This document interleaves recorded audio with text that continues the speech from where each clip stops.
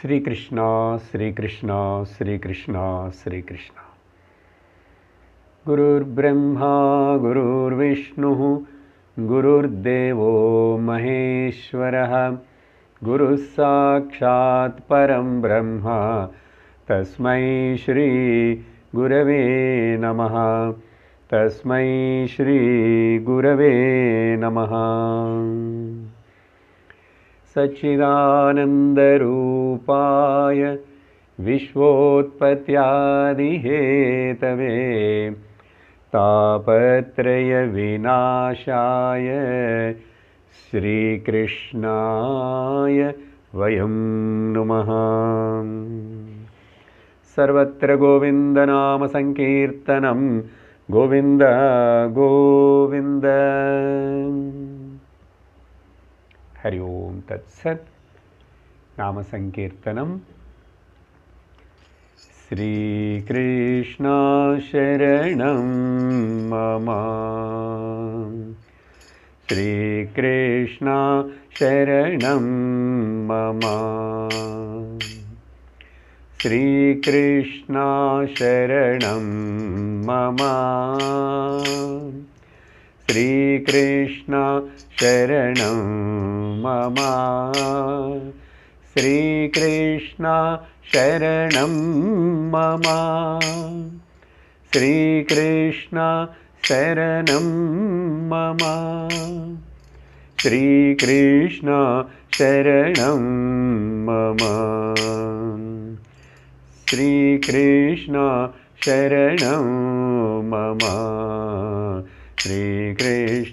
शरणं मम। श्रीकृष्ण शरणं मम। श्रीकृष्ण शरणं मम।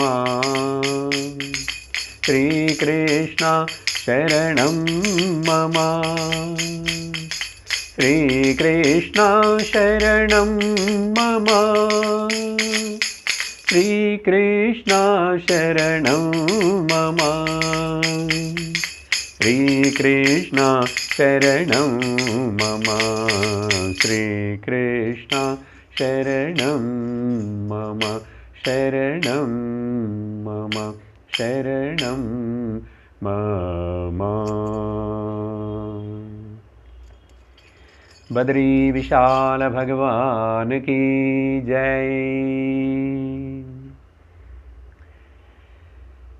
రండి, భాగవత మహాపురాణమును ఆరంభిస్తాం. ఈరోజు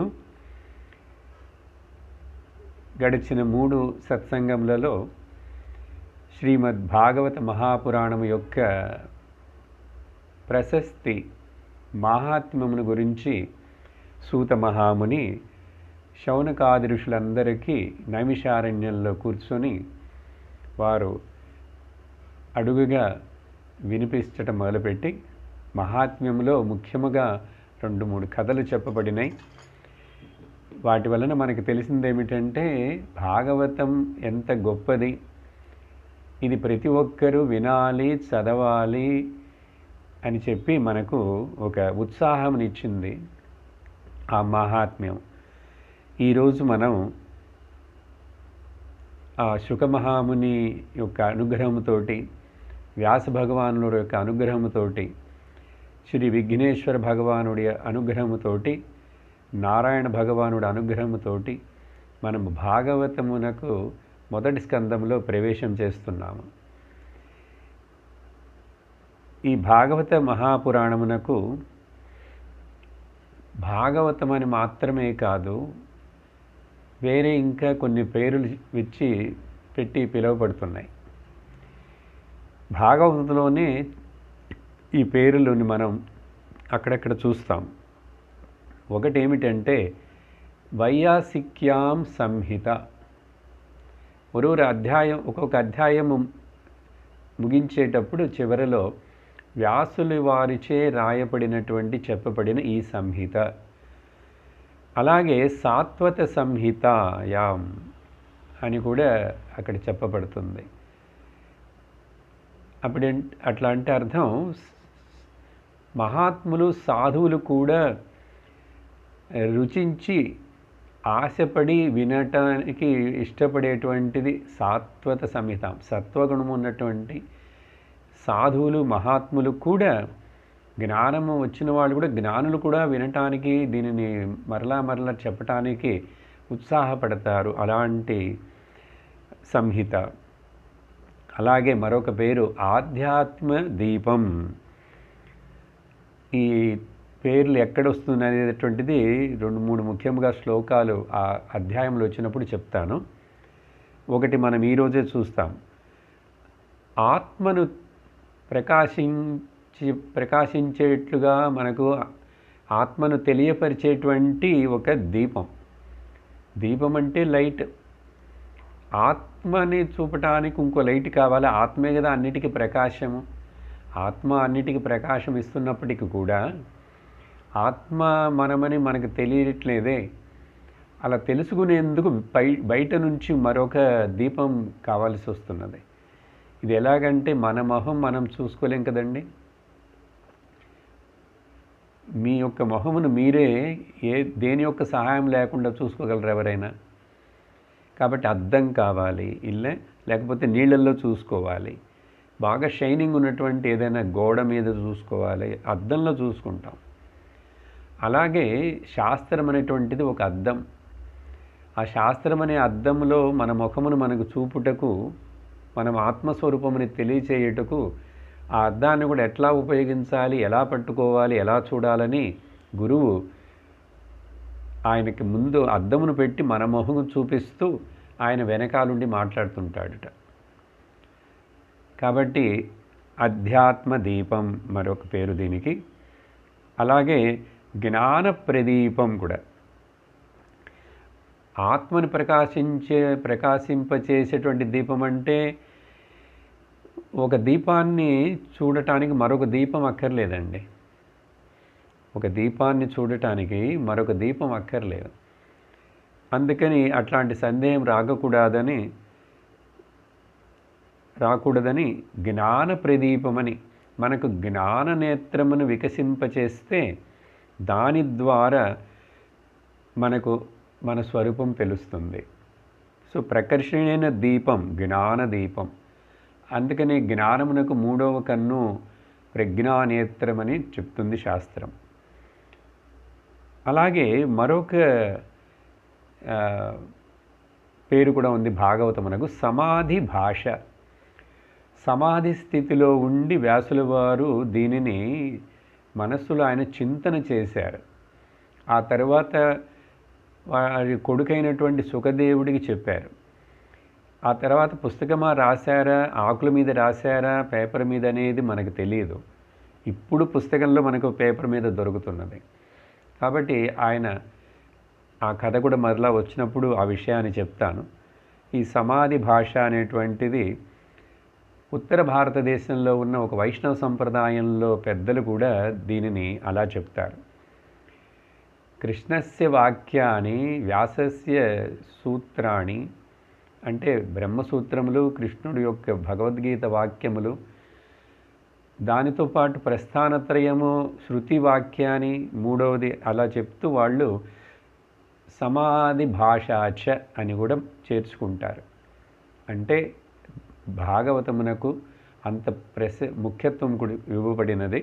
ఇది సమాధి స్థితిలో ఉండి ఆ మనస్సు అర్థం చేసుకోవాల్సినది. అంటే సమ్యక్ అధీనం సమాధి. ఏకాగ్రమైన మనస్సుతో, శుద్ధమైన మనస్సుతో వినుతూ ఉంటే ఆ జ్ఞానం ఉదయిస్తుంది హృదయంలో.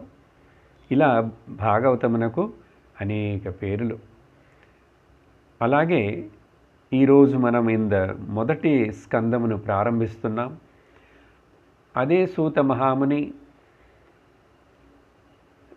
శౌనకాది ఋషులకు మరలా దీంట్లో కూడా ఆ ప్రశ్నలు వేయటం, వారికి భాగవతమును చెప్పటం మొదలుపెట్టడం జరుగుతుంది. ప్రథమ స్కందమునందు ఈ ప్రథమ అధ్యాయము చక్కని చాలా ముఖ్యమైన శ్లోకములతోటి ప్రారంభిస్తున్నారు వ్యాసుల వారు. ఎలా ప్రారంభిస్తున్నారంటే, ఈ భాగవతం అనేటువంటిది ఏమిటి, లేకపోతే భాగవత ధర్మం అంటున్నారు కదా, భాగవత ధర్మం అంటే ఏంటి? భక్తి ఉన్న వాళ్ళందరూ భాగవతుల, ఎట్లాంటి భక్తి ఉన్నా కూడాను. సో భాగవత ధర్మం అంటే ఏమిటి? అసలు ఏ ధర్మం గొప్పది? అనేక ధర్మాల గురించి మాట్లాడితే శాస్త్రాలు, అనేక ధర్మాల గురించి మాట్లాడతారు పెద్దలు. అప్పుడు ఏ ధర్మం చాలా ఉన్నతమైన ధర్మం? ధర్మం అని చెప్తున్నప్పుడు ఎప్పుడు కూడా దాంట్లో ధర్మ సంకటాలు వస్తూనే ఉంటాయి.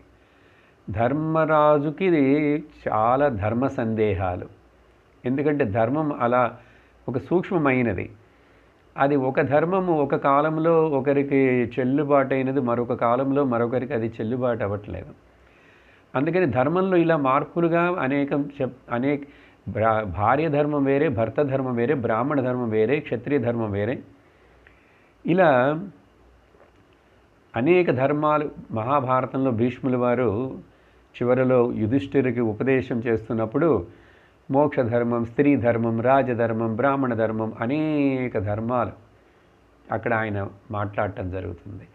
కాబట్టి ఏ ధర్మం గొప్పది? ఇన్ని ధర్మాలు ఇలా చెప్తే మరి మనుషుడికి బుర్రలో కన్ఫ్యూజన్ వస్తుంది కదా.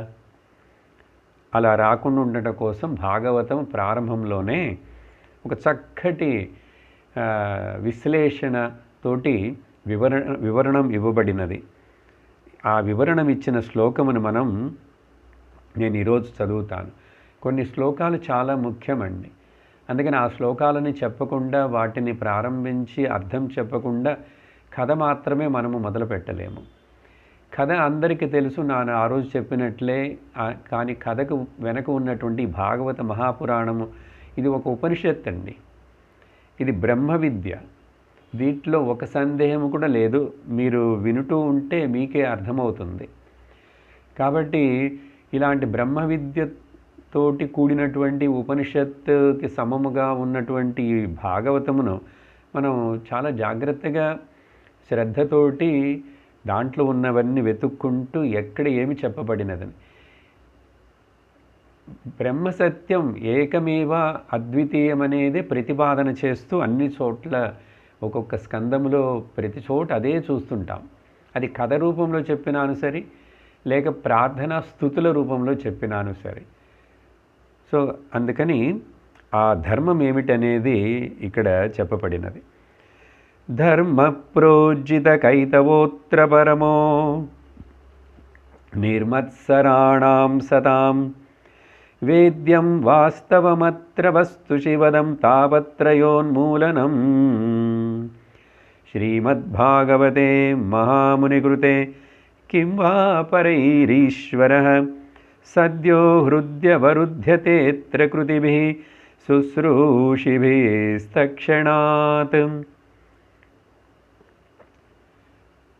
భాగవతంలో సంస్కృతం చాలా కష్టంగా ఉంటుందండి. అందుకని సులభముగా కొంచెం ఎక్కడెక్కడ అర్థం చేసుకోవాలో ఆ అర్థాలను చెప్తూ మీకు తెలియపరుస్తాను. ఎటువంటి ధర్మం గొప్పది అంటే భాగవత ధర్మం అప్పుడని నిర్ధారణ చేయబడినది. భాగవత ధర్మం అంటే ఏమిటని చెప్పాలి కదా. భాగవత ధర్మం అంటే మహాముని కృతే, మహానుభావుడైనటువంటి ప్రసిద్ధ ఋషి అయినటువంటి వ్యాసుల వారిచే రాయబడిన, చెప్పబడిన, రచించబడిన మహాముని కృతే. ఏమిటిదంటే ప్రోజ్జిత కైతవ అంటే అర్థం అండి. ప్రోజ్జిత అంటే ప్రకర్షణేన, ఎక్కడ ఒక్క తప్పు కూడా లేనటువంటిది, ఏ దోషము లేనటువంటి ధర్మం. ఏ దోషము దాంట్లో చెప్పటానికి ఆస్కారమే లేదు. ఇంకొకటి ఏమిటంటే ఏ ధర్మము ప్రోజ్జిత కైతవ ధర్మ అత్ర, అక్కడ ఏమి చెప్పబడుతున్నదంటే పరమః, చాలా ఉత్కృష్టమైనటువంటి, సర్వోత్కృష్టమైనటువంటి ధర్మం. అది ఏమిటంటే కైతవ అనేది అర్థం ఏమిటంటే ఏ మలినము లేదు, ఏ దోషము లేదనే కాదు, ఈ ధర్మమునందు ఏ ఆకాంక్ష ఫలాపేక్ష ఉండదండి. ఫలతృష్ణ ఎక్కడ లేదో, ఫలతృష్ణ అనే దోషము లేకుండా ఉన్నటువంటి అట్లాంటి పరమమైనటువంటి ధర్మం. ఫలాపేక్ష అంటే ఏ ఆశ దేనికోసమో ఏది అనుకోనో ఒక కోరికతోటో చేసే ధర్మం కాదండి ఇది. అప్పుడే మనకు సందేహం వస్తుంది. అప్పుడు ఏ ఆశ లేకుండా, ఏ కోరిక లేకుండా, ఏ ఫలమును ఆపేక్ష లేకుండా చేయటం అంటే చాలా కష్టమే అమ్మ. కాబట్టే అది పరమం ధర్మం, సర్వోత్కృష్టమైనటువంటిది. ఇది ఎవరికి చెప్పబడుతుంది, ఎవరు దీనిని చేయగలరంటే నిర్మత్సరాణం. నిర్మత్సరాణం అంటే ఎవరికి వాళ్ళ హృదయంలో ఎటువంటి ఒక అసూయాభావం లేదో. మాత్సర్యం అంటే అసూయ, ఎన్వీనెస్. ఎవరి హృదయంలో అసూయాభావమే లేదో. అసూయ అంటే ఏమిటండి? ఇతరుల యొక్క మంచి, ఇతరుల యొక్క పురోగతిని చూసి మనకు సహించలేని స్థితి అసూయ. అటువంటి నిర్మత్సరాణం సతాం, సత్పురుషులకు, సాధువులు సత్పురుషులకు అందరూ భక్తులు, భాగవతులు వేద్యం తెలుసుకోతగిన వాస్తవం ఏమిటంటే అది ఏ వస్తువుని గురించి వాస్తవం అంటే నిజమైనదని అర్థమండి. వాస్తవముగా ఏది సత్యమో అందుకని వాస్తవంగా చెప్తున్నాను అంటాడు.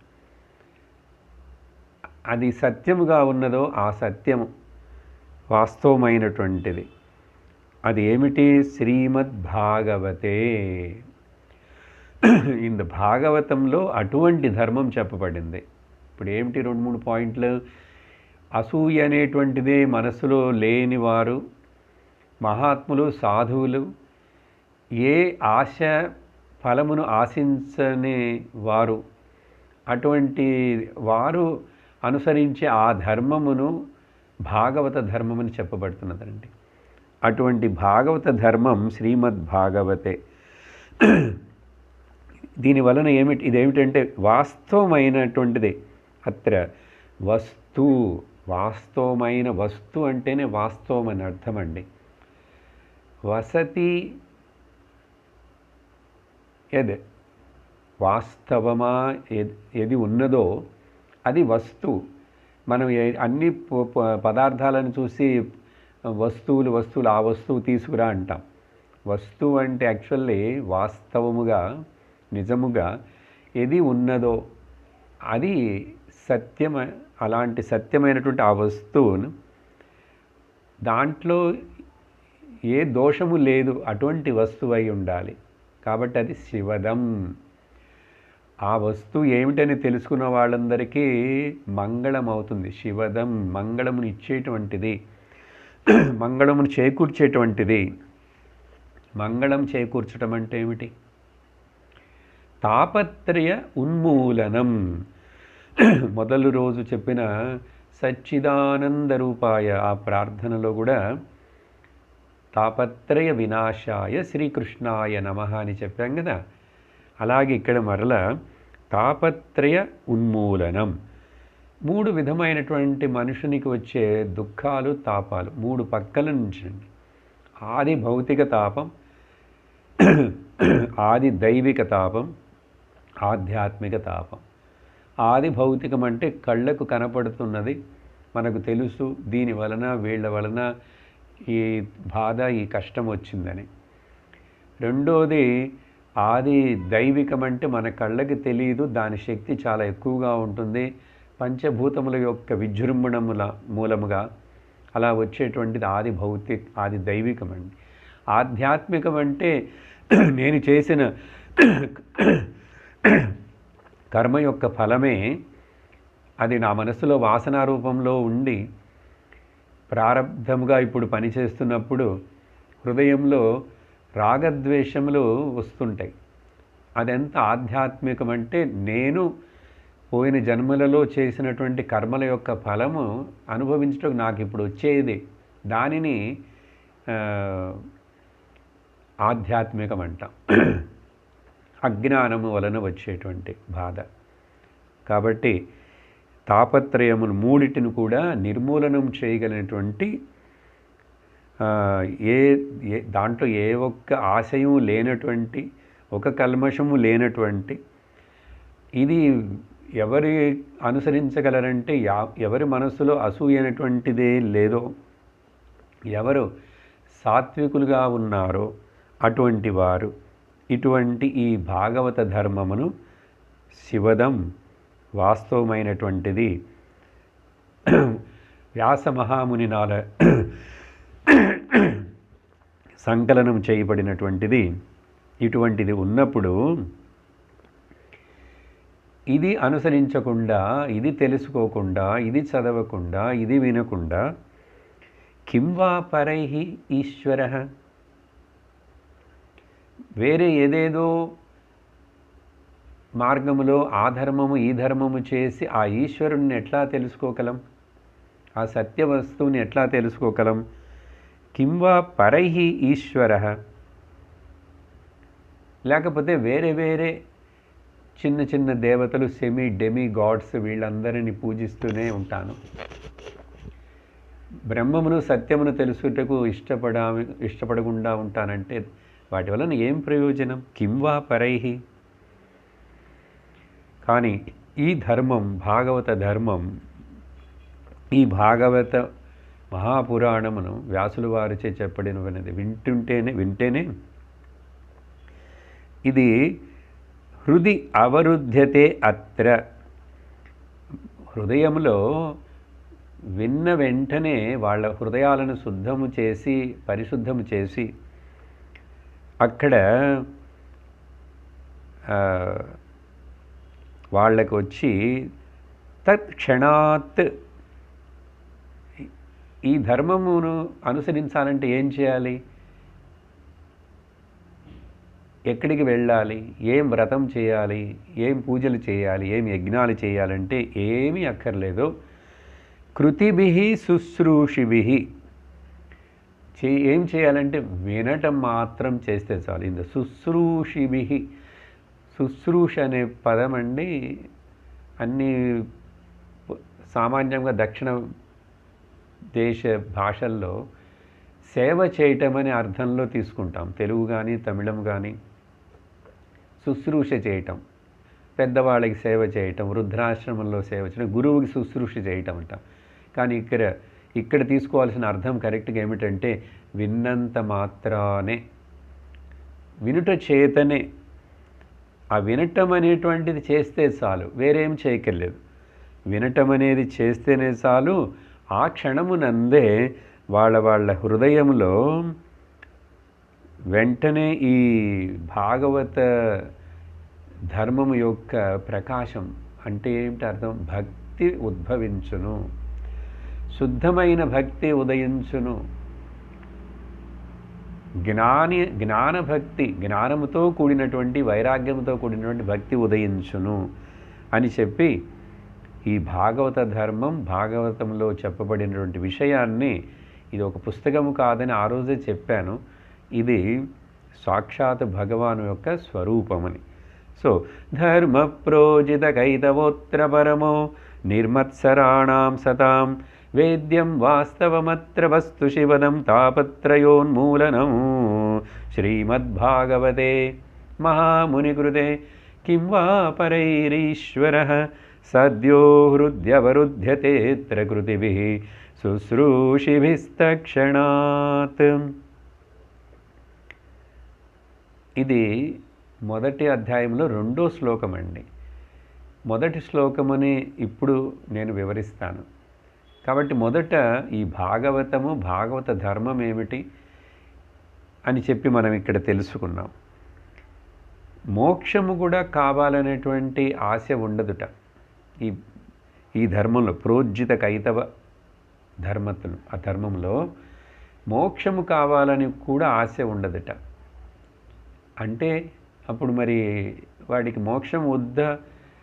మోక్షము కూడా వద్దు, ఏమీ వద్దని చెప్పినప్పుడు అక్కడ నాకు కావాలని ఆశపడేవాడు లేడు, అక్కడ ఉన్నది ఈశ్వరుడే అని అర్థం. మోక్షము భక్తి యొక్క పరాకాష్ఠ రెండు ఒకటేనండి. ఎక్కడ దేనిని ఏ ఆశ లేనటువంటి ప్రజహాతి యదా కామాన్ సర్వాన్ పార్థ మనోగతాన్. భగవద్గీతలో స్థితప్రజ్ఞుడి లక్షణాలు చెప్పేటప్పుడు శ్రీకృష్ణుల వారు అన్ని ఆశలను వదిలినటువంటి ఆ మనస్సు, ప్రజహాతి యదా కామన్ సర్వాన్ పార్థ, మనస్సులో నుంచి దేని గురించి ఆశ లేదు, దేనిని ఆశించుటలేదు, మోక్షమును కూడా ఆశించనటువంటి ఒక స్థితి ఉన్నదంటే అది పరాభక్తి, జ్ఞాని భక్తి. అదిదా మోక్షము, అదిదా భాగవత ధర్మముట. కానీ మొదల్లో సహజముగా మనందరము సకామ భక్తులుగానే దేవుడి దగ్గరికి వస్తామండి. అది భగవద్గీతలో కృష్ణుడు చెప్పినట్లు ఆర్తో జిజ్ఞాసురర్థార్థి జ్ఞానీ చ భరతర్షభ. 4 రకాలుగా మనుషులు నా దగ్గరికి వస్తారు. అందరినీ నేను ఆదరిస్తాను, అందరికీ అనుగ్రహిస్తాను. కానీ క్రమముగా ఆర్తభక్తి జిజ్ఞాసుభక్తి జిజ్ఞాసుభక్తి ఆర్తభక్తి అర్థార్థి భక్తిగా మొదట్లో ఉంటామండి. డబ్బులు కావాలి, మన కోరికలు తీరాలి, మన ఆశలు తీరాలి. కాబట్టి పిల్లవాడికి ఉద్యోగం రావాలి, కోడలికి పిల్లవాడు పుట్టాలి, రోగాలు తగ్గాలి, ఇవన్నీ ఇట్లా ఆశలతోటే భగవంతుడిని ప్రార్థిస్తామండి. ఇలాంటి ఆశలు లేకుండా అసలు భగవంతుడిని ఎవరు ప్రార్థించడానికి మొదటి గుడికే పోడు. కాబట్టి సకామ భక్తితోటి మొదలవుతున్నది. కానీ క్రమముగా కొంచెం కొంచెం నువ్వు నిజముగా భగవానుడితోటి ఐక్యం అవ్వాలంటేను, నిజముగా నీకు అజ్ఞానం తొలగాలని ఆశ ఉంటేను, నిజముగా నీవు బ్రహ్మము అని నువ్వు ఈశ్వరుడు ఒకటే అని తెలుసుకోవాలంటేను తప్పకుండా మనము నిష్కామ భక్తికి రావాలి. క్రమముగా రావాలి, కష్టం మొదట్లో. అందుకని ఇప్పుడు ఇలా చెప్తుంటే నేను భాగవతమును మీరు వినేవాళ్ళు అందరికీ నచ్చదండి. కొంతమందికి నచ్చుతుంది. నచ్చి రుచించి మీ హృదయానికి తాకుతున్నది, ఈ మాటలు ఉపయోగపడుతున్నదని మీరు వింటున్నారంటే మీరందరూ పరమ భాగ్యవంతులు. ఈశ్వరుడు యొక్క అనుగ్రహం మీకు పూర్ణముగా ఉన్నదని అర్థం. ఇది అర్థం చేసుకోండి. ఏదో మనకు ఒక ఆశ నెరవేరిందంటే దాని వలన ఈశ్వరుడు అనుగ్రహం ఉందనో, మనుషులుగా పుట్టాము కాబట్టి ఈశ్వరుడు అనుగ్రహం ఉందనో అట్లా కాకుండా శంకరాచార్యులు వారు వివేక చూడామణిలో చెప్పినట్లు మనుష్యత్వం ముముక్షుత్వం మహాపురుష సంశ్రయం అతి దుర్లభం. మనుషుడిగా పుడితే కాదు, పుట్టిన తర్వాత మోక్షమును పొందాలని ఆశ ఉండాలి. ఆ మోక్షమును పొందుటకు ఇటువంటి భాగవత ధర్మమును ఆశ్రయించి సద్గురువు దగ్గర నుండి, శ్రోత్రియ బ్రహ్మనిష్ట గురువు దగ్గర నుండి భాగవత ధర్మమును వినాలి. భాగవత ధర్మం వేరే కాదండి, ఆ తర్వాత అద్వైత జ్ఞానం వేరే కాదండి. ఇది తెలియక మనము భాగవతను పై చూపులతో చూస్తూ ఏదో పాడేసుకుంటే, కొంచెం పాటలు పాడి భజనలు చేస్తే, కళ్ళెంబడి నీళ్లు వస్తే అది భక్తి అని అనుకుంటామండి. అది భక్తే, కానీ ఎక్కడో అది వచ్చి అధమ భక్తిగా ఉంది, ఒక లోయర్ లెవెల్ ఆఫ్ డివోషన్గా ఉంటుంది. కానీ భగవంతుడు గీతలో కానీ ఇక్కడ భాగవతంలో కానీ ఆయన చెప్పేది, ఆశించేది మనం వింటే, ఇక్కడ చూసే భక్తుల కథలన్నీ మనం సరిగ్గా వింటే మనకు అర్థమవుతుంది. అలా ఒక ఎమోషనల్గా మాత్రమే ఎక్స్ప్రెస్ చేసేది మాత్రమే భక్తి అని నేను అనుకోకూడదు. జ్ఞానముతో కూడి ఉండాలి. అది అద్వైత జ్ఞాన భావన దాంట్లో ఉండాలి. అందుకని భక్తి అంటే చాలామంది వికారమని అర్థం చేసుకుంటారు. అలా కాదండి, తప్పు. ఇక్కడ ధర్మం అంటే వికారము లేనటువంటిది. వికారములు మొదల్లో రావచ్చు. వికారం అనేటువంటిది మనస్సుకు సంబంధించినది. కానీ ఆత్మకు, బ్రహ్మమునకు, సత్యమునకు సంబంధించినది వికారం లేదు. అక్కడ ఏ వికారం లేవు. నిర్వికార రూపం. భగవానుడు నిర్వికల్పుడు, నిరాకారుడు, నిరంజనుడు.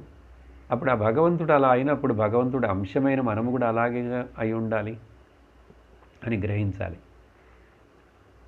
అలా చెప్పి ఇప్పుడు ఆ తర్వాత విషయానికి వస్తున్నాం. వ్యాసుల వారు భాగవతమును ప్రారంభించి రాసినప్పుడు మొదటి శ్లోకమును ఎలా రాశారంటే బ్రహ్మసూత్రముతో ప్రారంభిస్తున్నారు. బ్రహ్మసూత్రములకు కూడా ఆయనేనండి రచయిత. ప్రస్థానత్రయమని చెప్తున్నప్పుడు మనము శాస్త్రమును చదవటం అంటే ఎన్నో పురాణాలు మాత్రమే చదవటం కాదండి. సరిగ్గా శాస్త్రమును చదవటం అంటే పురాణాలు వినాలి. శాస్త్రం అంటే 3 ముఖ్యమైనవి, పెద్దలందరూ ఒప్పుకున్నవి ప్రస్థానత్రయం అని చెప్పారండి. దాంట్లో మొదటిది ఉపనిషత్తులు, శృతి ప్రస్థానం. తర్వాత ఉపనిషత్తులు చెప్పేందుకు వినుటకు అవకాశము దొరకకపోతే చెప్పే విధంగా చెప్పేవాళ్ళు కావాలి. వినటానికి మనకు దానికి తగినటువంటి అర్హత ఉండాలండి. కొంచెం ఉపనిషత్తులు అబ్స్ట్రాక్ట్గా ఉంటాయి. దానికి అర్హత లేకపోతే అర్థం కాదు. కాబట్టి హైయర్ లెవెల్ అది. అందుకని దానికి ముందు భగవద్గీత వినాలి. భగవద్గీత వచ్చి స్మృతి ప్రస్థానం. స్మృతి ప్రస్థానం అది భగవంతుడు తన నోరుగుండా సాక్షాత్తుగా తానే పలికినటువంటి వాక్యాలు. అవి ఉపనిషత్తులకి సమమే. ఉపనిషత్తుల సారాంశమనే. ఉపనిషత్తుల యొక్క వేదం యొక్క సపోర్ట్ తీసుకొని భగవాన్ కృష్ణుడు అక్కడ మాట్లాడతాడు. చాలా పదాలు, శ్లోకాలు. కాబట్టి రెండవది స్మృతి ప్రస్థానం. భగవద్గీత వింటూ ఉపనిషత్తులు తర్వాత వినాలి. అప్పుడే ఆ జ్ఞానం పరిపూర్ణం, పక్వం అవుతుంది. దానితో పాటుగా ఇలాంటి ఈ పురాణము దానికి సపోర్ట్ చేస్తూ దానిలాగానే అటువంటి విషయాలనే కథల రూపంలో మరింత పేరుకి చాలామందికి నచ్చేట్లుగా, అర్థమయ్యేట్లుగా మొదల్లో వాళ్ళని అందరినీ ఈ ఆధ్యాత్మిక మార్గంలోకి తీసుకురావడానికి, భక్తి మార్గంలో తీసుకురావడానికి ప్రయోజనపడుతుంది. కాబట్టి భాగవతము, పురాణము, రామాయణము అదెల్లా కూడా వినాలి, అన్ని వినాలి. దాంట్లో ముఖ్యంగా ఇప్పుడు భాగవత మహాపురాణం యొక్క గొప్పతనం మనం చూస్తూ దాని మొదటి అధ్యాయంలో మనం ప్రవేశించాం. ఈ మొదటి శ్లోకము అప్పుడు బ్రహ్మసూత్రంతో సమానం. మూడవది ఏంటంటే న్యాయప్రస్థానం.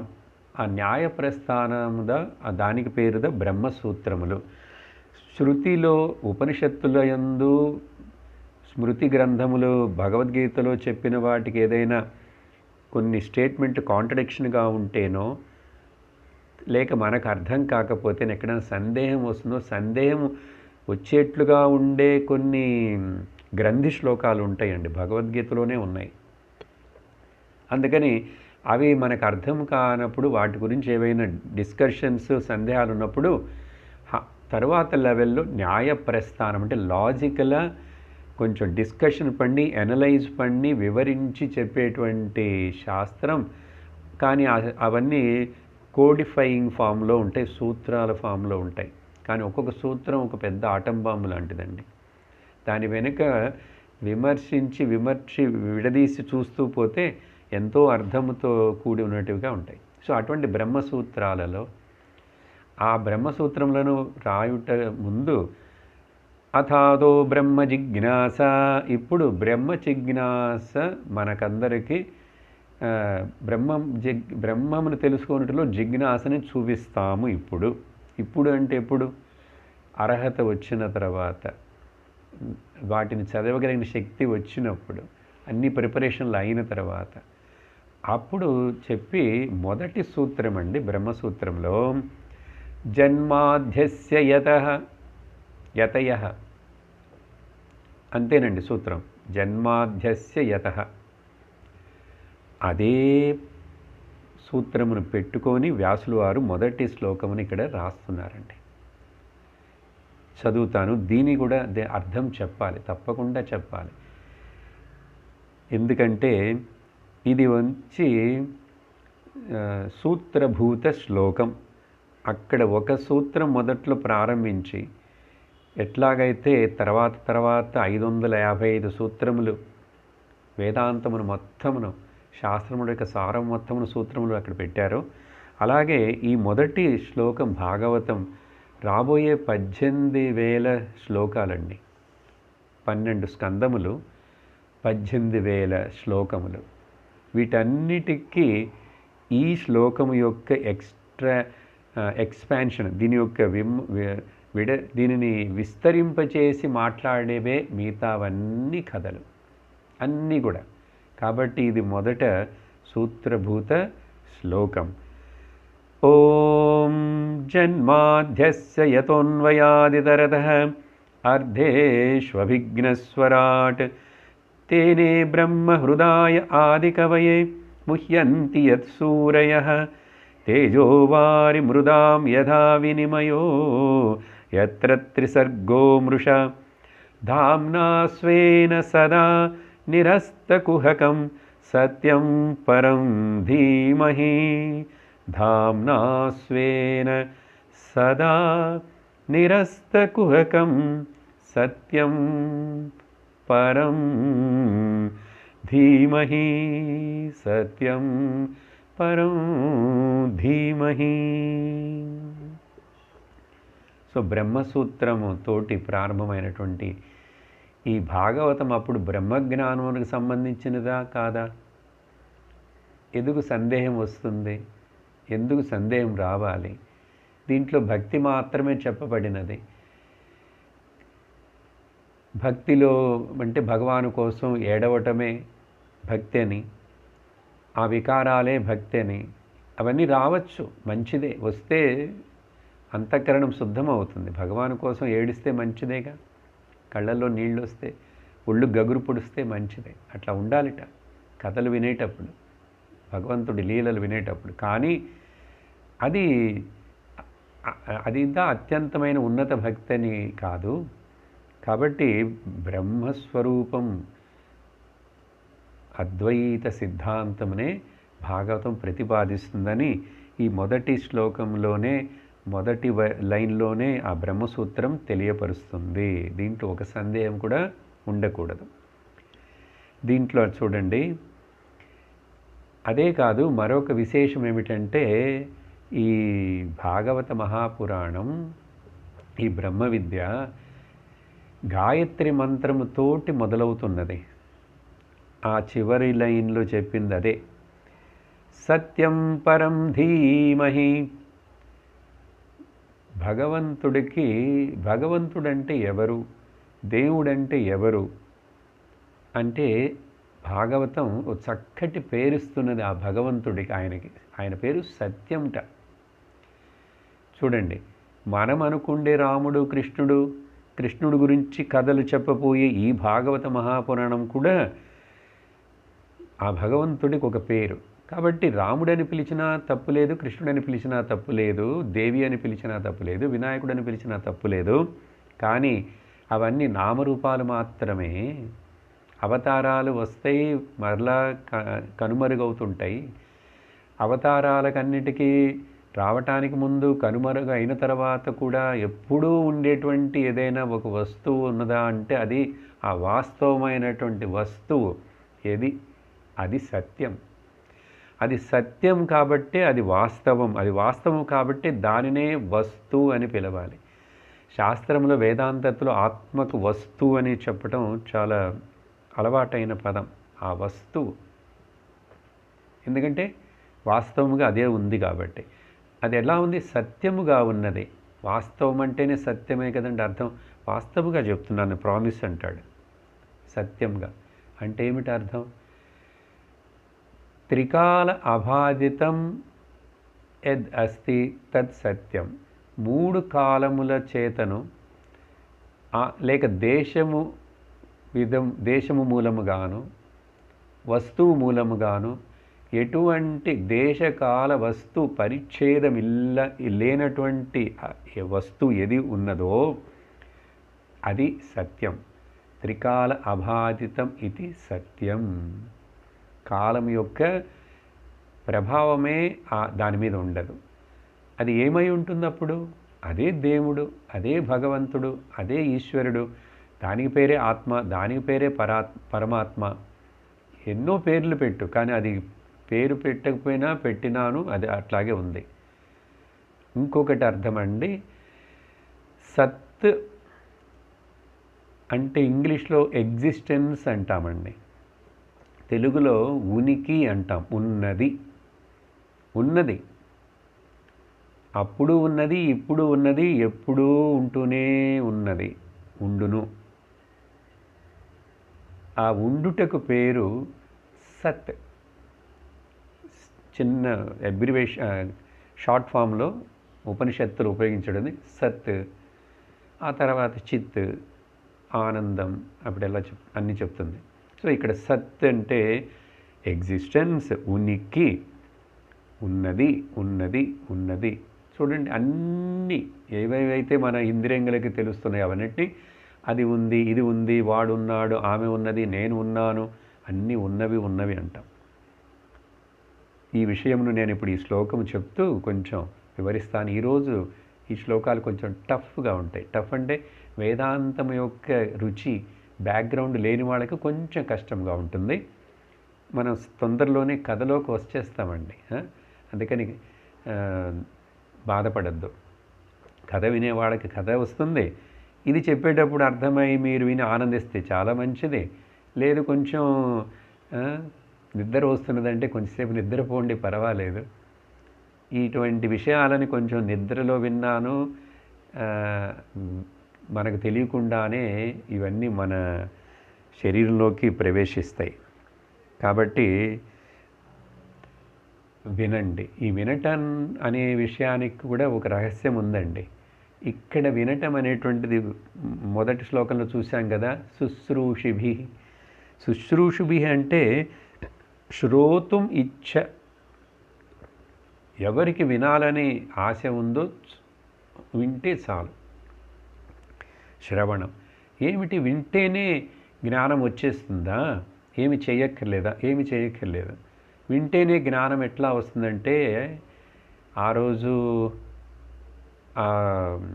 నిగమకల్పతరోర్ గలితం ఫలం శ్లోకం చెప్పేటప్పుడు చెప్పినట్లుగా చూడండి, ఇక్కడ ఒక రహస్యం ఏమిటంటే, ఇది భాగవతులకు మాత్రమే తెలుసు, మహాత్ములకు, జ్ఞానులకు.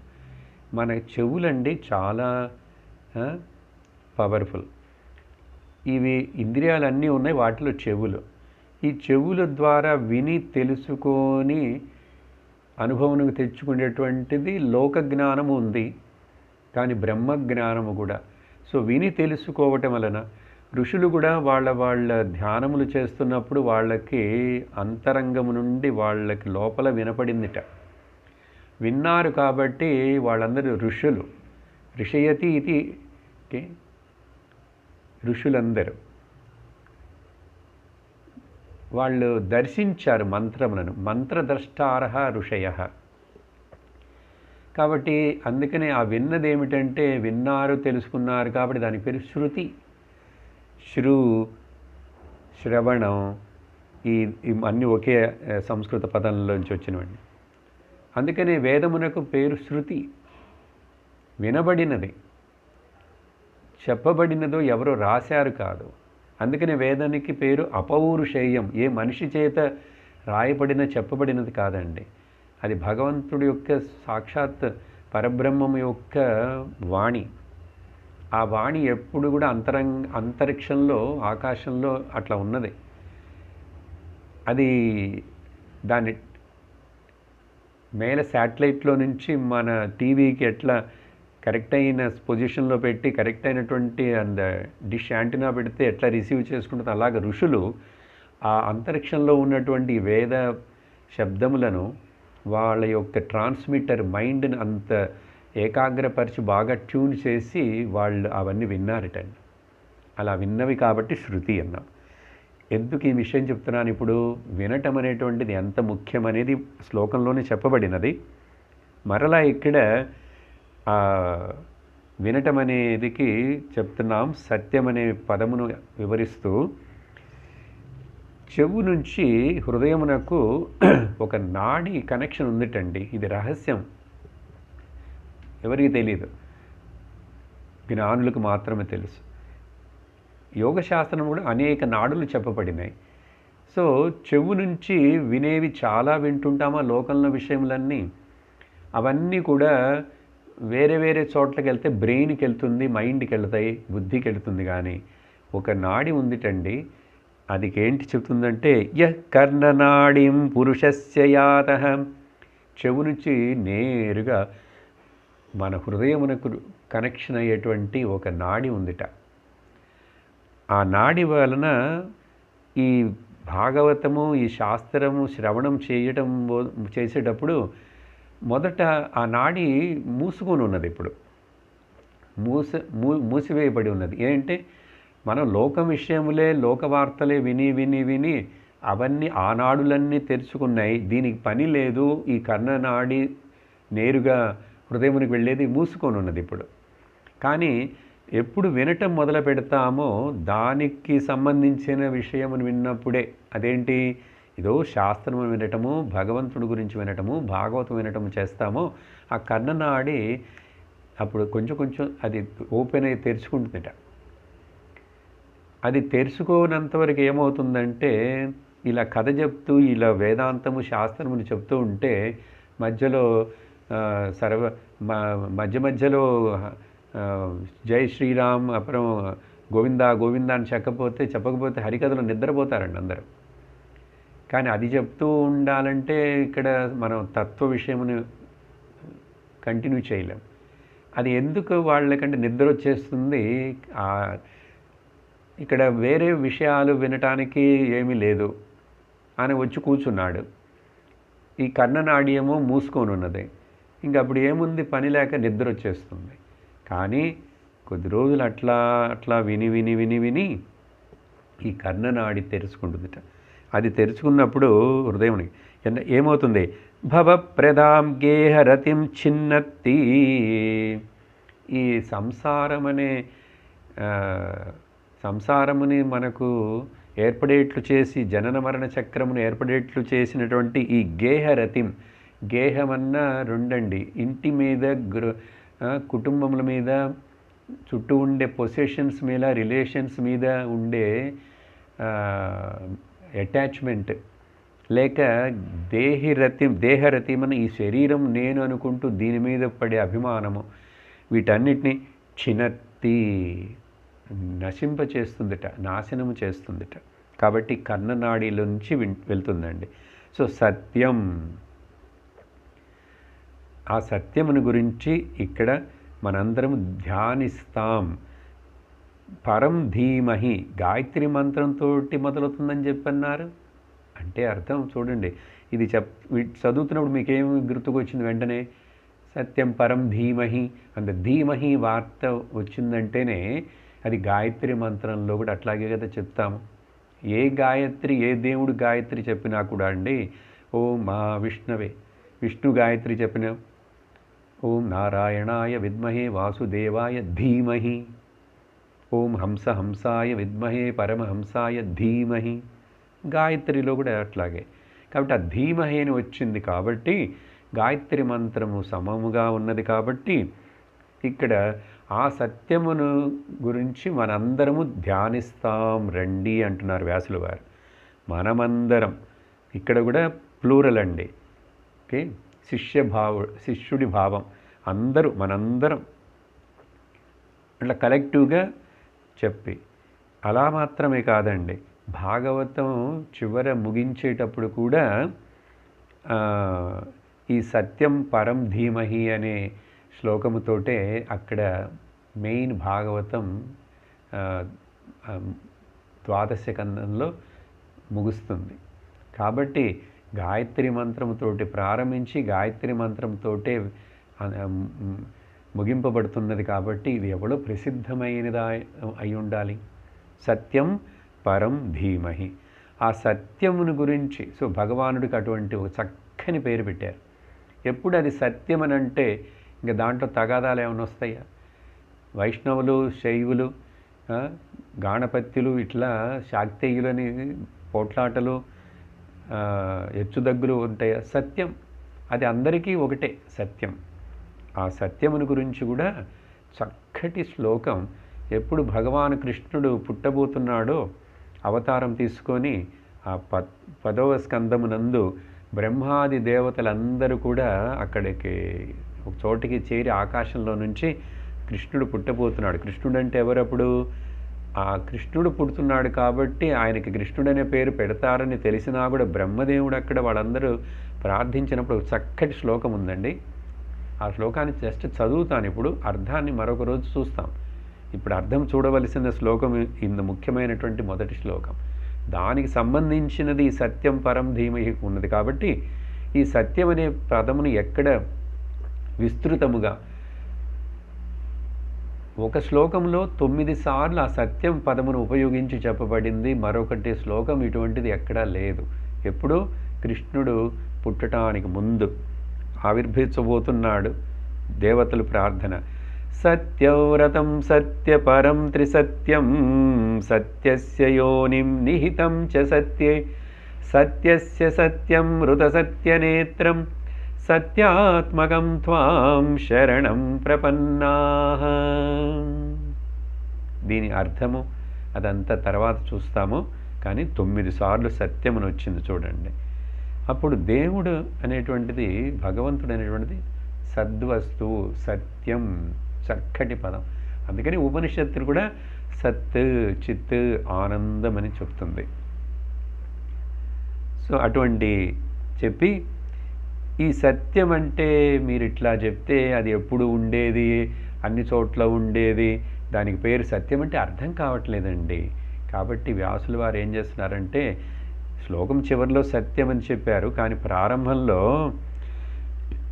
మనకు తెలిసిన దాని గురించి చెప్పి మనకు తెలియకుండా అంతర్గతమా కవర్ చేయబట్టున్నటువంటి ఆ సత్యమును తెలిసేటట్టు చేయటానికి మొదట తెలిసిన విషయం చెప్తున్నారు. ఏంటది? జన్మాద్యస్య అర్థేషు. ఈ శ్లోకంలో పదం అర్థేషు అంటే కార్యములన్నీ ఏవేవైతే కనపడుతున్నాయో, కార్యములు కనపడాలంటే కారణం ఏదో ఉండాలి. అర్థేషు అంటే మరొక అర్థం అండి, ఈ పంచమహాభూతములు, అన్ని పదార్థములు అర్థేషు. వీటన్నిటితోటి అన్వయం చేసుకోవాలి. అన్వయం వ్యతిరేకమైనటువంటిది వేదాంతంలో ఒక ప్రక్రియ అండి. సింపుల్గా చెప్తాను, దీన్ని చాలా వివరించాలటానికి చాలా టైం పడుతుంది. అక్కడక్కడ సందర్భం వచ్చినప్పుడు వింటాము. అందుకని వేదాంతము వేరే క్లాసులు, భగవద్గీత, తత్వబోధ ఇలాంటివన్నీ చదవని వాళ్ళకు కొంచెం కష్టంగా ఉంటుంది. కానీ ఈరోజు నేను ఈ వేదాంతముని ఇంట్రడ్యూస్ చేసి కానీ భాగవతంలోకి లోపలికి వెళ్ళలేను. కాబట్టి కొంచెం ఓర్పుతోటి వింటాం. అర్థేషు, ఏది కళ్ళకు స్థూలముగా కనపడుతున్నదో, కార్యముల రూపంలో కనపడుతున్నదో, ఈ జగత్తు ఒక క్రియేషన్ అని చెప్తే, సృష్టి అంటే అప్పుడు సృష్టి అనేది ఒక కార్యము. అప్పుడు కారణము ఎవరో ఏదో ఉండాలి. అటువంటి ఏ కారణం లేకుండా కార్యము ఏర్పడదో దానికి పేరు అన్వయం అండి. కానీ కార్యము లేకుండా కారణం ఎప్పుడూ ఉంటుంది. కార్యము కనపడకుండా కూడా కారణం ఉంటుందంటే దానికి పేరు వ్యతిరేకం అండి. సింపుల్గా చెప్తాను, ఏది ఉంటే మరొకటి ఉండునో అన్వయం. ఆ మరొకటి లేకపోయినా కూడా ఏది ఎప్పుడు ఉంటుందో అది వ్యతిరేకం. అన్వయ వ్యతిరేకాభ్యామని ఒక ప్రక్రియ ఈ వేదాంతం తత్వమును తెలుసుకోవటానికి. కాబట్టి ఇటువంటి అన్వయాత్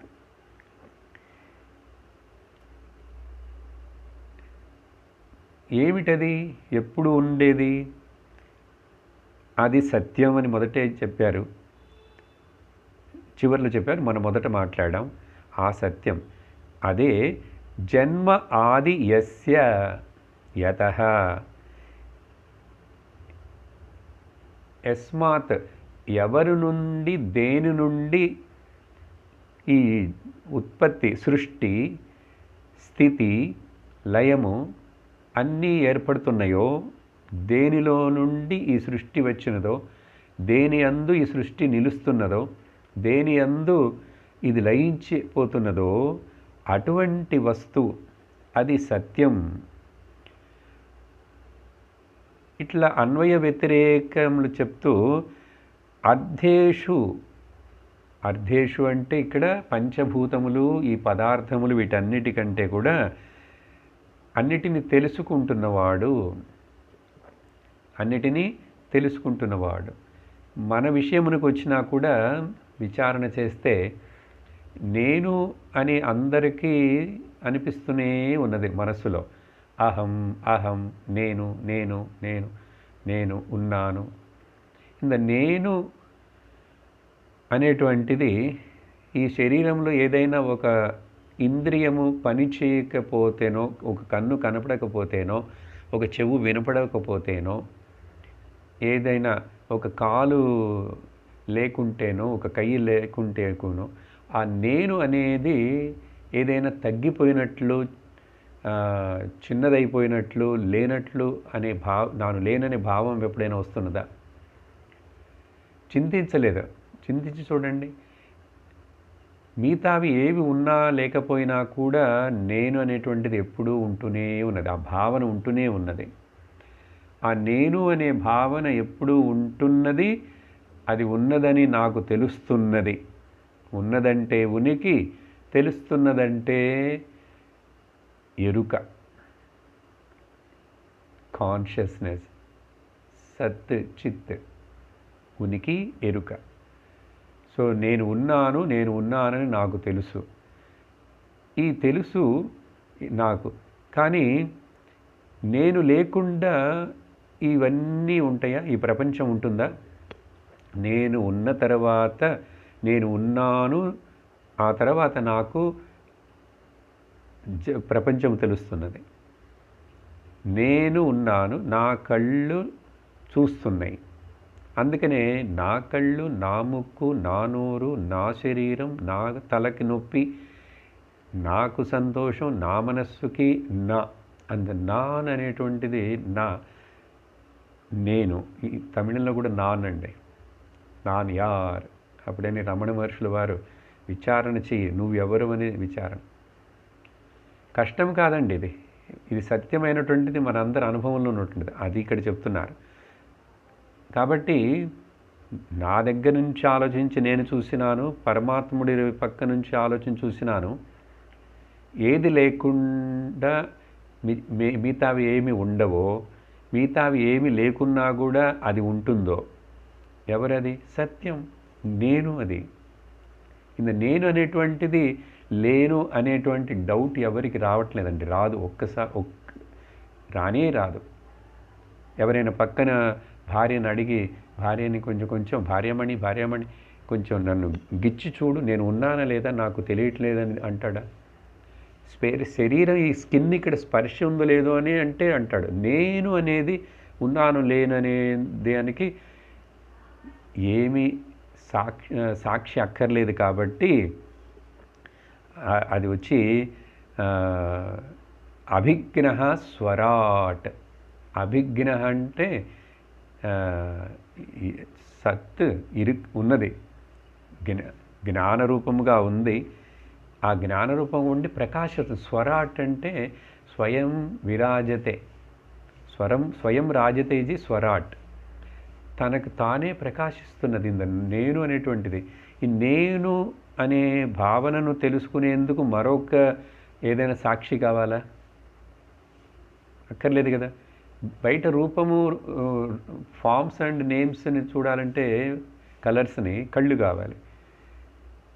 కానీ నేను ఉన్నాను, నాకు తెలుస్తుందనే దానికి ఏదైనా ఇన్స్ట్రుమెంట్ కావాలా తెలుసుకోవటానికి?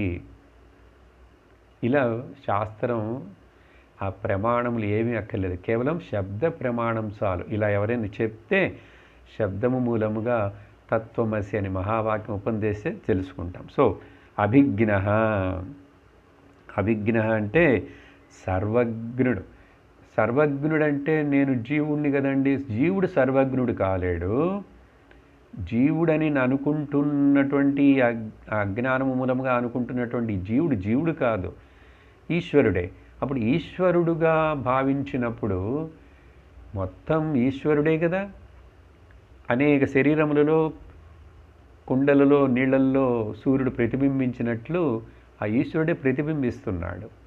కాబట్టి ప్రతిబింబుడైనటువంటి నేనని అనుకుంటూ నేనే అహంకారముతో ఆ ఈశ్వరుడి యొక్క సంబంధం లేకుండా ఈశ్వరుడిని కూడా నేను ఒకటని తెలుసుకోకుండా ఎందుకు అహంకారంతో జీవించాలి?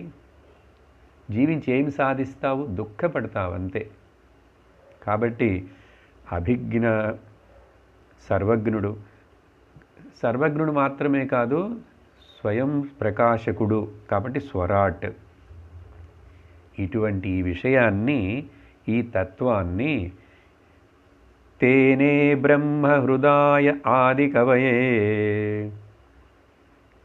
ఎవరి చేతనైతే ఆ ఈశ్వరుడు పరమాత్మ చేత నారాయణుడు అని పేరు పెట్టుకుందాం. నారాయణుడు మొదట నారాయణ భగవానుడే, ఆ పరబ్రహ్మమే. బ్రహ్మ అంటే వేదమును తన హృదయంలో నుంచి, భగవానుడి యొక్క హృదయము వేదముట, హృదయంలో నుంచి ఆ ఆది కవి అయినటువంటి, ఆది కవి ఎవరు? చతుర్ముఖ బ్రహ్మ. ఇక్కడ బ్రహ్మం అంటే పూర్ణ వస్తువు, పరబ్రహ్మం. బ్రహ్మ ఇల్ల బ్రహ్మజీ అంటే 4 ముఖాలు ఉన్నటువంటి బ్రహ్మ. ఆ 4 ముఖాలు ఆది కవయే. ఆది కవి అంటే వెంటనే మన మనసులో వాల్మీకి జ్ఞాపకం వస్తుందండి. కానీ ఆది కవి అనేటువంటిది వాల్మీకి వ్యావహారిక లౌకిక లోకంలో పుట్టినటువంటి వాడు. కానీ బ్రహ్మదేవుడు ఆది కవి అనేటువంటిది బ్రహ్మదేవుడికే అది సరి అయినటువంటి పదం. వాల్మీకి కూడా పిలుస్తాం, తప్పులేదు. సో ఆది కవయే, ఆ బ్రహ్మదేవునికి ఆ వేదమును ఆ పరమ బ్రహ్మమైనటువంటి నారాయణ భగవానుడు హృదయం నుంచి తనకు బ్రహ్మదేవునుడికి హృదయమునకు ఇచ్చాడుట. హృద అంటే సంకల్పము చేత బ్రహ్మదేవుడు, నారాయణుడు పరబ్రహ్మ సంకల్పించాడు. ఆ చతుర్ముఖ బ్రహ్మముకు వేదములన్నీ తెలియచేయబడినాయి సంకల్పం మాత్రమే. హృద అంటే హృదయం నుండి లేక సంకల్పం చేత, అటువంటిది. కానీ ఇది అందరికీ అర్థం కాదు, అందరూ గ్రహించలేరు ఈ పరమ సత్యమును. ముహ్యంతి యత్ సూరయ, ఇది వచ్చి మోహమును కలిగిస్తుంది. సత్యము ఎప్పుడు ఉన్నా కూడా మనందరం ఆత్మస్వరూపమైనా కూడా మనకు మోహం ఏర్పట్టి అజ్ఞానంతో దేహం అనే భావన వస్తున్నది కదా. సో అలాగే సూరయ అంటే విద్వాంసులు ఎంత చదివినా, ఎంత నేర్చినా, ఎంత జూచినా అని పాడినట్లు త్యాగరాజుల వారు ఆయన వేరే విషయం కోసం పాడారు. కాంతదాసులేని పాడారు ఆయన. మనందరం మాయా దాసులమే. మాయకి మోహమునకు దాసులు అవుతున్నాం. అంటే తెలియట్లేదు, మనకు మోహము పొందుతున్నాం. ఎట్లా? ఏ విధముగానైతే తేజో వారి మృదాం, అగ్ని, నీరు, భూమి మొదలైన పంచభూతములను చూసి ఆ పంచభూతములు సత్యములనుకొని, ఇవన్నీ మూల వస్తువులు, ప్రపంచం తయారవడం మూలతత్వాలు, ఇవన్నీ కూడా వినిమయ. అసలు దేని మీద ఆధారపడి ఇవన్నీ నిలుస్తున్నాయి, ఎట్లా వచ్చినాయి, ఎలా కనపడుతున్నాయి? పంచభూతాలు. ఆకాశంలో మిగతా 4 పంచభూతాలు నిలుస్తున్నాయి, కనపడుతున్నాయి. ఆకాశము ఎవరి మీద ఆధారపడి ఎట్లా నిలుస్తున్నది? దీనికి మనకు మనస్సుకి ఏదైనా అందేటువంటి ఈ ప్రశ్నకు సమాధానం అందుతుంది. ఆకాశము దేని సపోర్ట్ మీద నిలుస్తున్నది? అన్ని గ్రహాలు, సూర్యుడు, చంద్రుడు, భూమి అందరూ ఆకాశంలో నిలుస్తున్నాయి. అగ్ని, వాయు, జలం, పృథ్వీ ఆకాశమును ఎవరు సపోర్ట్ చేస్తున్నారంటే ఆకాశము నా మనస్సు సపోర్ట్ చేస్తున్నదిట. మనోశక్తి అర్ధ మూలతత్వం, మహత్తత్వం. ఆ మహత్తత్వం మనస్సు, టోటల్ మనస్సు అండి. మనస్సు అంటే నా చిన్న మనస్సు అనే కాదు, ఆ మనస్సులోద ఆకాశం, space, wear the space is staying అని అడిగాడు జనకుడు ప్రశ్న. అడిగితే మన స్పేస్ వచ్చి నీ మైండ్లో ఉందన్నాడు. అప్పుడు మైండ్ ఎక్కడ ఉందన్నాడు? మైండ్ వచ్చి బుద్ధిలో ఉందన్నాడు. బుద్ధి ఎక్కడుందంటే పరబ్రహ్మంలో ఉందన్నాడు. అక్కడే ఏంటంటే అర్థం కావట్లేదు. ఆ పరబ్రహ్మం అంటే నువ్వు నేను అనే ఒక చిన్న థాట్ అని అనుకుంటున్నావు చూడు, ఆ నేను బ్రహ్మం. ఆ బ్రహ్మం అంటేనే అర్థం ఏమిటో తెలుసా అండి? పెద్దది, పెద్దది, పెద్దవాటి అన్నిటిలోకి పెద్దది, the bigger than the biggest. బృహత్తత్వాదిది బ్రహ్మం. ఓకే, కొంచెం శ్రమంగా ఉన్నా కూడా వినండి. ఒకరోజు ఇప్పుడు చెవులోకి మనకి మాటలు వెళ్ళినాయి అంటే తప్పకుండా ఇవన్నీ బీజములై వృక్షములై జ్ఞాన ఫలమును ఇస్తాయి తప్పకుండా. ఇప్పుడే అర్థమైనదంటే చాలా సంతోషం. మరి అటువంటి శ్లోకం మొదలు రాశారు, ఏం చెప్తాం? చెప్పకుండా భాగవతమును ప్రారంభిస్తామా? ఇదే మీకు భాగవత సప్తాహంలో గుళ్ళల్లో హరికథలు అంటే ఇవన్నీ అసలు చెప్పరండి. 2 నిమిషాలు ఏదో ఆ భగవంతుడే, అంతటా భగవంతుడే ఉన్నాడు అని చెప్పి జనరల్గా చెప్పేటువంటి ఒక శ్లోకం ఉందండి. వేదే రామాయణే చైవ పురాణే భారతే తథా ఆదావంతే చ మధ్యే చ హరిస్సర్వత్ర గీయతే. అది రామాయణం అవటం, భారతం అవటం, రామాయణం వేదాలు కావటం ఏవైనా సరే అన్నిటి యందు మొదటలోనూ చివరిలోనూ మధ్యలోనూ అంతటా ఆ శ్రీహరి గురించి మాత్రమే చెప్పబడినది. అంటే అర్థం ఏంటి? సత్యము గురించి చెప్పబడినది, పరమాత్మ గురించి చెప్పబడినది, బ్రహ్మం గురించి చెప్పబడినది. అన్నీ ఒకే పదాలండి, ఒకే విషయమే. అది వేదంలో చెప్పినాను, రామాయణం భారతే తదా ఎక్కడ చెప్పినా కూడా. కానీ ఈ శ్లోకంలో ఇప్పుడు మనం చదివే జన్మాధ్యస్యలు చూడండి అంత. సో యత్సూరయ ముహ్యంతి, ఈ పంచమహాభూతంగులు ఇవన్నీ వచ్చినాయి. కానీ ఎక్కడి నుంచి వచ్చిందని తెలుసుకోవాలి కదా. ఇవన్నీ ఎట్లాగున్నాయంటే ఎత్ర త్రిసర్గో మృష. మృష అంటే ఎండమావులండి. ఎండమావులు కనపడతాయి కానీ ఉన్నవే నిజముగా? అవి నిజముగా లేవు అని తెలిసిన తర్వాత కూడా అవి కనపడతాయి. మరొక ఉదాహరణ అండి, ఆకాశమునకు నీలము రంగు లేదండి. అది అందరికీ తెలుసు, కొంచెం సైన్స్ చదివితేనే. ఆకాశమునకు నీలము రంగు లేదు, it is only optical illusion అని. కానీ చూస్తే ఆకాశం నీలముగా కనపడుతున్నది. అప్పుడు అది లేదు కదా, ఇల్యూషన్ అంటారు దాన్ని. ఇలాగే బ్రహ్మమే ఉన్నది, కానీ బ్రహ్మము అనేక వేషాలు వేసుకొని నామరూపములుగా కనపడుతున్నప్పుడు నామరూపములు నామరూపములు సత్యమని అనుకొని అవి నిత్యమని అనుకొని వాటికి ముఖ్యత్వం ఇస్తూ ఈ మనస్సు బుద్ధి అనే ఒక ఇండివిజువల్ మనుషుడు ఏమవుతున్నాడు?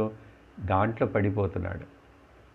కానీ అది బ్రహ్మము, నామరూపాలు మిథ్య, బ్రహ్మ సత్యం, జగత్ మిథ్య. అంటే అర్థం ఏంటంటే జగత్ నామరూపములుగా కనపడే నామరూపాలు మిథ్య, కానీ ఉన్నది అనే ఎరుక,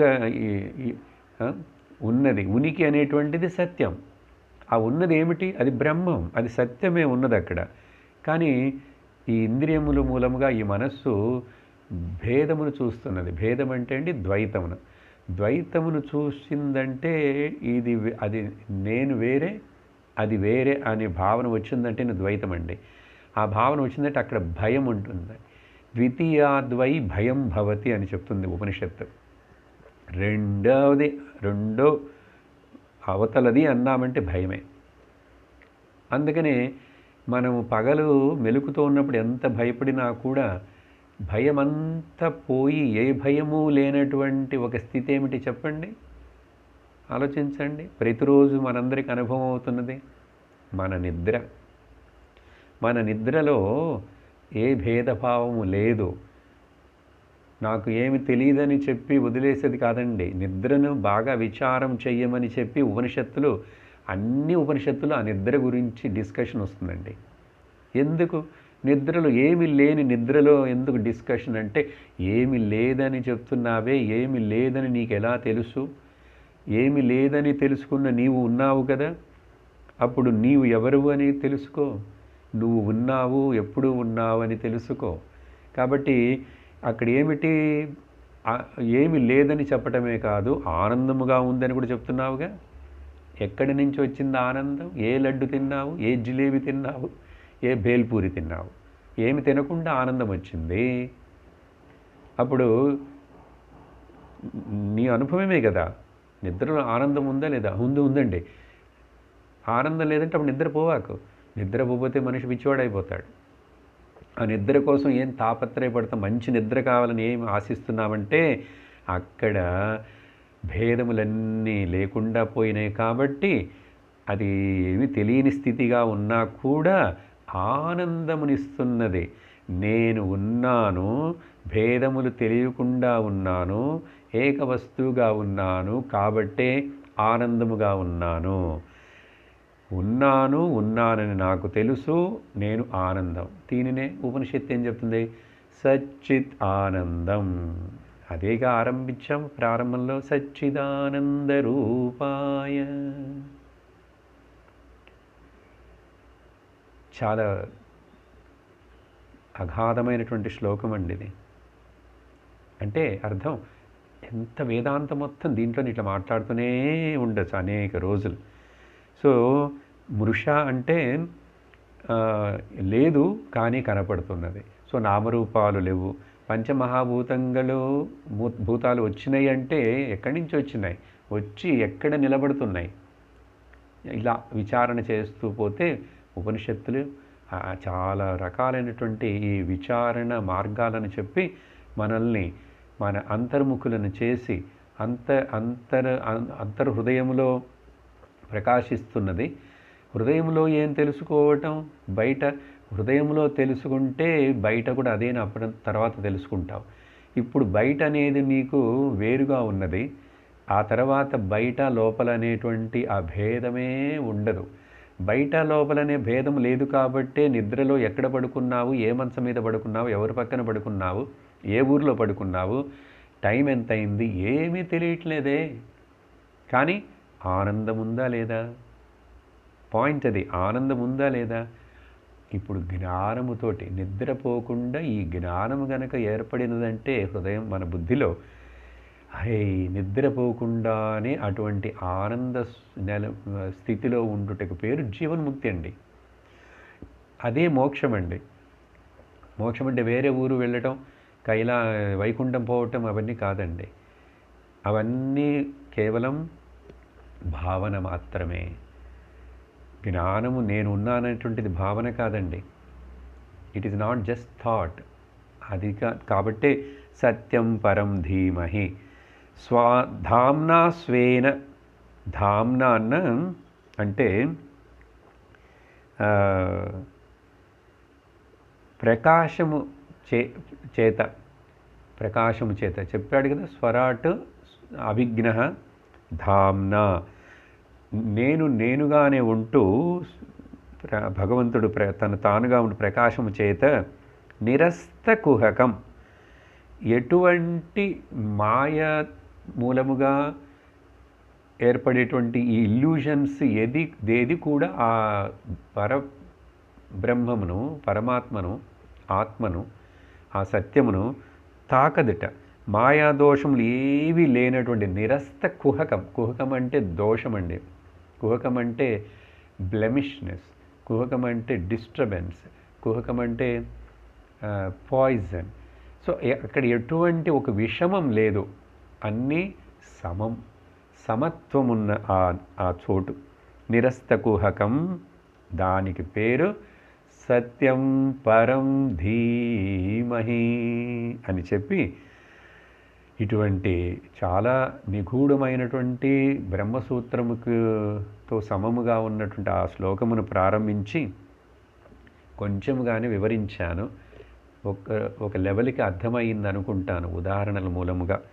సరే, మరలా సందర్భం వచ్చినప్పుడు ఆ విషయాలని మరలా వింటున్నప్పుడు ఇంకా మనకు క్లారిటీ వస్తుంది.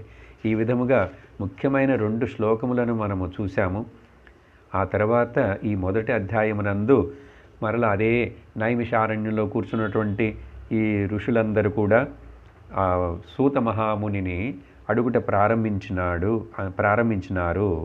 అని చెప్పి, ఋషయవూచు త్వయా ఖలు పురాణాని సేతిహాసాని చానఘ. ఓ సూత మహాముని, నీకు పురాణాలన్నీ తెలుసు, శాస్త్రములన్నీ తెలుసు, నువ్వన్నిటినీ చెప్పగలిగినటువంటి శక్తి ఉన్నటువంటి వాడవు. కాబట్టి మాకు వాటిని బాగుగా చెప్పి వాటి యొక్క వ్యాఖ్యానమును కూడా నువ్వు చెప్పగలిగినటువంటి వాడు అని మాట్లాడుతున్నారు ఋషులు. అక్కడి నుంచి ప్రశ్నలు వేస్తున్నారండి. చాలా ప్రశ్నలు అడుగుతారు.